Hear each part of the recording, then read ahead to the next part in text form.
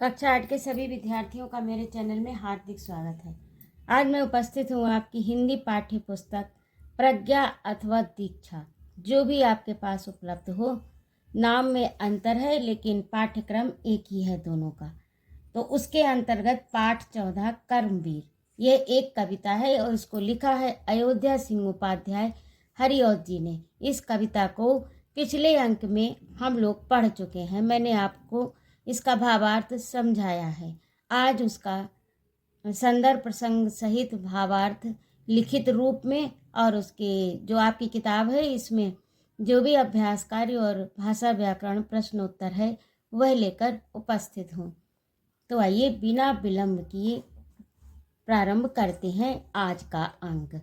पाठ 14 कर्मवीर कविता का संदर्भ प्रसंग सहित भावार्थ अभ्यास कार्य प्रश्नोत्तर एवं भाषा व्याकरण।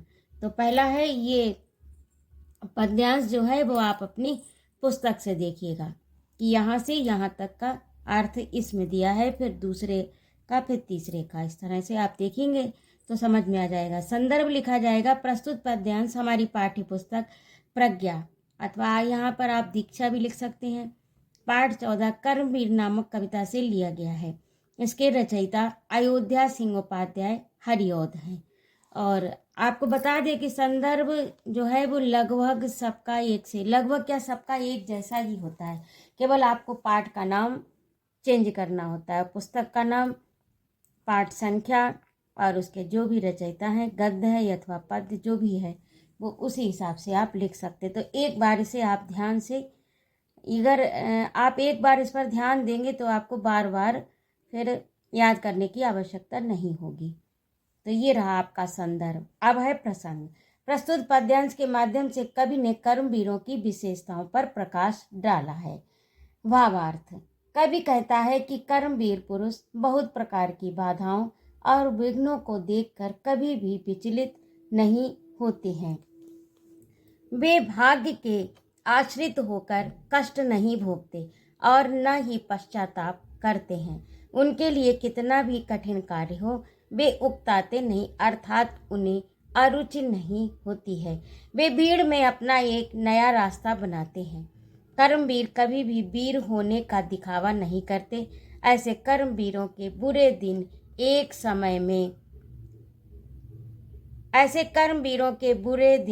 समय ऐसा आया कि अच्छे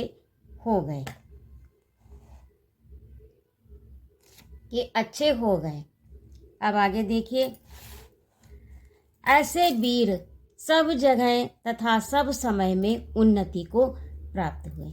अब दूसरा पद्यांश है आज से लेकर सकते नहीं तक। तो इसका संदर्भ प्रसंग आपका पूर्ववत रहेगा।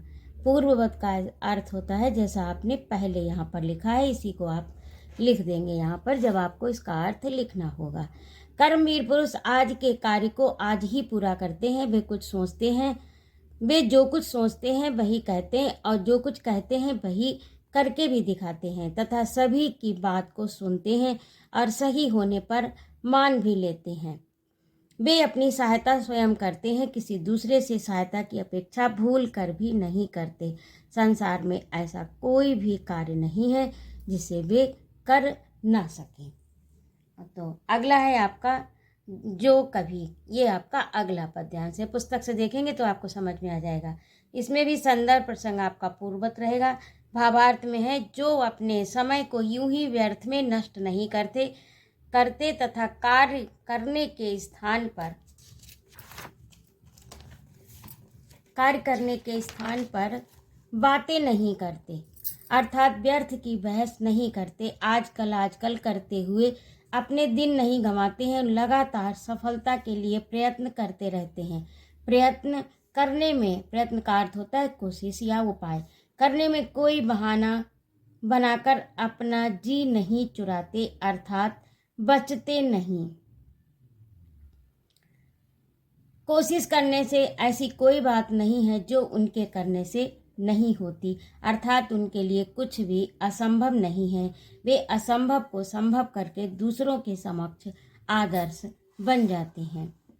अब अगला पद्यांश है, इसमें भी संदर्भ प्रसंग आपका पूर्ववत रहेगा। भावार्थ में है कर्मवीर पुरुष अपनी सफलता के लिए आकाश को छू लेते हैं, अपनी सफलता के आकाश को छू लेते हैं तथा अत्यंत कठिन मार्ग पर चलते हुए उन्नति के शिखर पर पहुंच जाते हैं।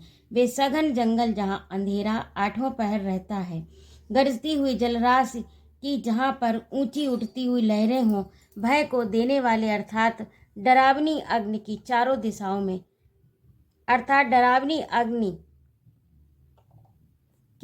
दिशाओं में फैली हुई लपटें हों, ऐसी विषम परिस्थितियां होने पर भी कर्मवीर पुरुष के हृदय को कपा नहीं सकती, अर्थात पथ से विचलित नहीं कर सकती। वे हर परिस्थिति में अपनी सफलता प्राप्त कर लेते हैं। असफलता यहाँ पे गलत है, ये कटा हुआ है। असफलता उन्हें छू भी नहीं पाती। तो ये आपका संदर्भ प्रसंग सहित पूरे जो भी पद्यांश दिए गए उसका भावार्थ संदर्भ प्रसंग सही था। अब अगला आपका पाठ से शीर्षक के अंतर्गत प्रश्नोत्तर है। पहला है, कविता में कवि ने किसकी प्रशंसा की है? तो कविता में कवि ने कर्मवीर की प्रशंसा की है। कर्मवीर दुख मिलने पर भी क्यों नहीं पछताते? कर्मवीर अपने कर्म के बल पर अपने लक्ष्य को प्राप्त कर लेते हैं। वे भाग्य को बदलने की सामर्थ्य रखते हैं, इसीलिए दुख मिलने पर पश्चाताप नहीं करते। सब जगह सब काल में वे फूले फले से कवि का क्या तात्पर्य है? तो इसका अर्थ होगा आपका, उपर्युक्त वाक्य से कवि का तात्पर्य है कि कर्मवीर हर क्षेत्र तथा प्रत्येक समय में अपने कर्म के बल पर उन्नति को प्राप्त करते हैं। अगला प्रश्न है, कर्मवीर दूसरों के लिए किस प्रकार नमूना बन जाते हैं? तो वे अपने समय का सदुपयोग करते हुए असंभव को भी संभव बनाकर दूसरों के लिए उदाहरण बन जाते हैं। अब है आपकी भाषा की बात। दिए गए शब्द स्त्रीलिंग हैं या पुल्लिंग, लिखिए। तो ये मैंने लिखे हैं, इन्हें आप नोट करिएगा। चित्र का पुल्लिंग, लताएं स्त्रीलिंग, जंगल पुल्लिंग, बाधा स्त्रीलिंग, नदी स्त्रीलिंग, बात स्त्रीलिंग।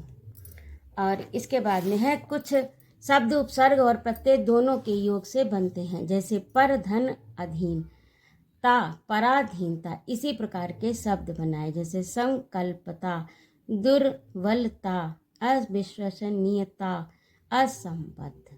तो इस प्रकार से इसी के साथ आपका ये पाठ पूरा हुआ। यदि आपको मेरा पढ़ाना अच्छा लगा हो तो कृपया मेरे चैनल को सब्सक्राइब अवश्य करें, लाइक और कमेंट करें तथा मित्रों में शेयर करें। उपस्थित रहने के लिए बहुत बहुत धन्यवाद।